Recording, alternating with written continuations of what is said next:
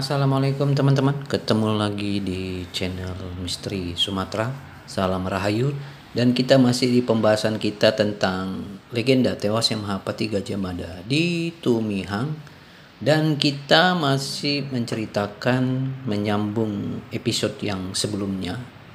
Jadi di episode 54 ini adalah kisah lanjutan dari episode 53. Nah, teman-teman, kalau bisa Anda bisa mengikuti ini kisah dari awal akan lebih baik. Tapi kalau tentang Gajah Mada dan Aditya Warman, Anda kalau bisa mempelajarinya dari seri di atas 30 supaya Anda mengerti. Ingat ya teman-teman, semuanya ini masih akan berkaitan di kemudian hari dengan legenda tewasnya Mahapati Gajah Mada di Tumihang. Karena semuanya ini ada sebab akibat yang dimulai dari Kerajaan Majapahit sendiri. Oke teman-teman, kita mulai ya, masuk di episode 54 dengan judul Darah dari Sumatera. Ketika Aditya Warman mengorbankan 17.000 jiwa untuk Majapahit pada perang di Bali.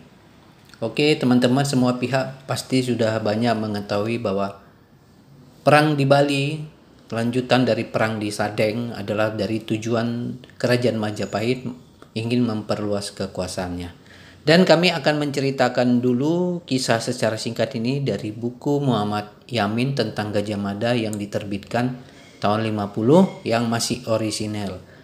Dan juga banyak di prestasi-prestasi lain dan kidung-kidung lain tentang hal ini. Namun kami biar lebih rangkumnya, kami mengambil hanya dari buku Muhammad Yamin supaya enak nanti menceritakannya.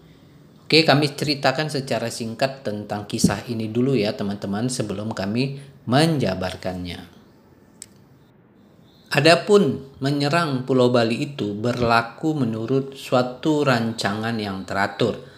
Arya Damar dengan tentara orang Palembang dan Pasundan mendarat di Bali Utara, dan dari sana mesti berputar ke jurusan selatan, tempat Gajah Mada menjalankan siasat.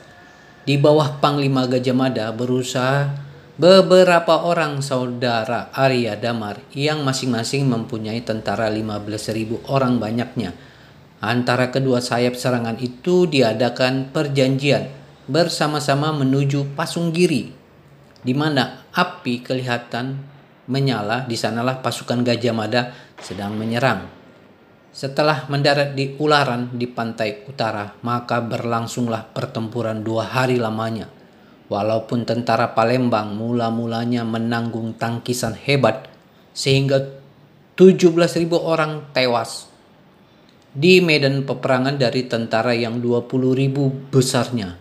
Tetapi akhirnya Arya Damar dapat meneruskan hantamannya sehingga Pasunggiri mendapat kekalahan.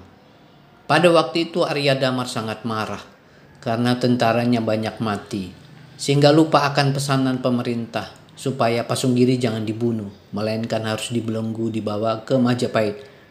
Namun Pasunggiri dibunuh juga sehingga berakhirlah perjuangan. Akibat Arya Damar kesal karena banyaknya pasukannya yang tewas. Oke teman-teman, itu secara singkatnya. Kalau Anda mau lebih jelasnya, Anda bisa mencari buku Muhammad Yamin edisi tahun 50 ya teman-teman. Oke, sekarang kita akan menjabarkannya. Di balik kemegahan kisah ekspansi Majapahit di Bali tahun 1343, ada satu cerita yang sangat jarang disorot, kisah pengorbanan besar dari Sumatera. Nama Aditya Warman, seorang bangsawan cendekiawan, diplomat ulung dan pewaris darah Melayu Sailendra, tercatat dalam beberapa sumber sebagai tokoh penting yang ikut serta dalam penaklukan Bali. Ia datang dari Palembang membawa ribuan pasukan termasuk dari tanah Pasundan, dan dalam catatan sejarah yang ditelusuri oleh Muhammad Yamin, jumlah yang ia bawa mencapai puluhan ribu orang. Namun dalam euforia kemenangan Majapahit tak banyak yang mengingat siapa yang berkorban paling besar.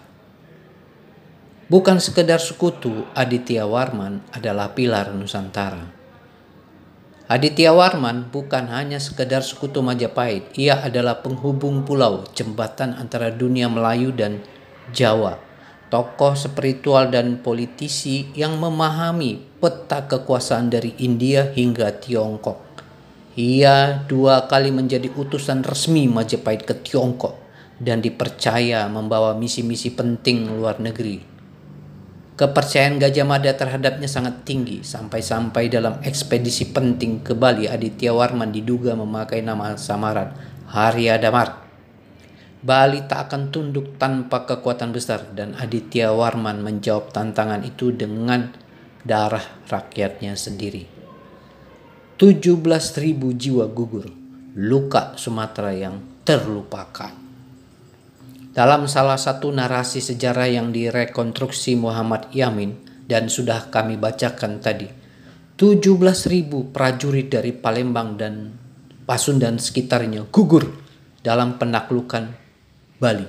Angka ini bukan sekedar statistik, ia adalah jiwa-jiwa dari tanah Sumatera yang mati demi membela cita-cita kerajaan Jawa.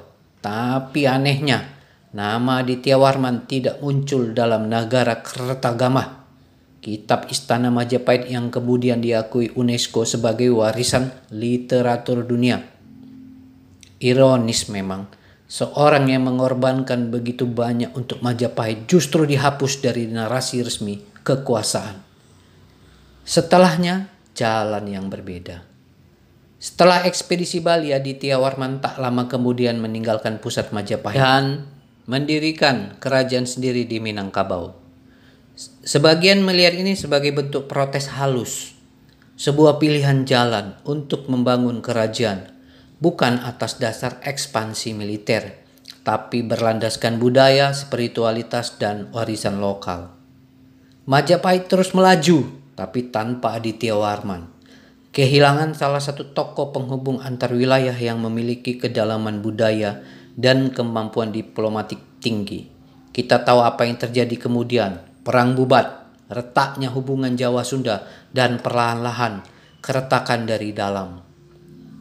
Menggugat narasi tunggal sejarah. Kini UNESCO memang telah mengakui Nagara Kertagama sebagai bagian dari Memory of the World. Tapi itu bukan berarti naskah tersebut adalah satu-satunya kebenaran.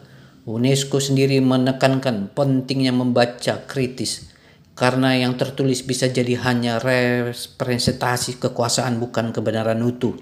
Maka kisah Aditya Warman dan 17.000 jiwa Sumatera yang gugur di Bali adalah bagian sejarah yang wajib kita pulihkan.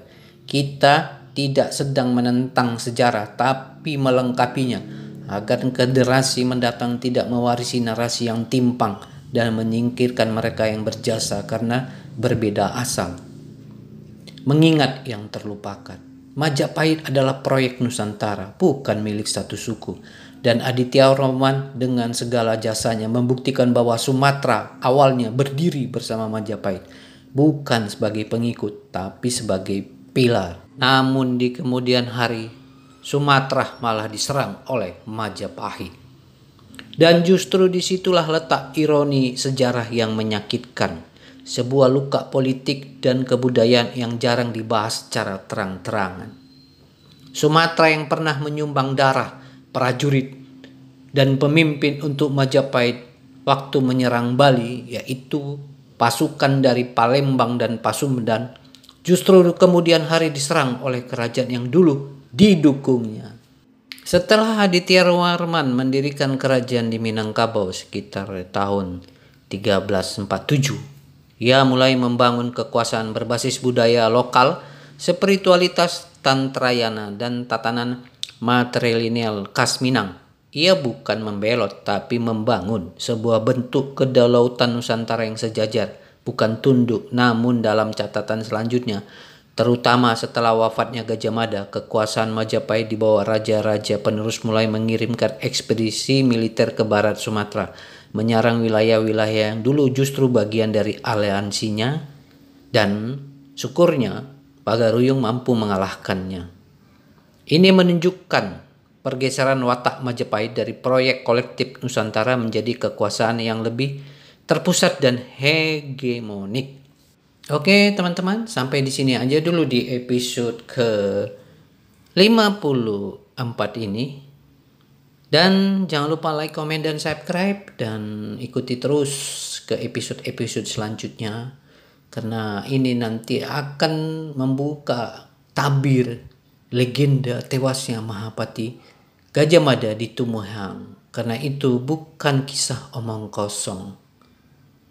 Oke teman-teman, sampai jumpa di episode berikutnya.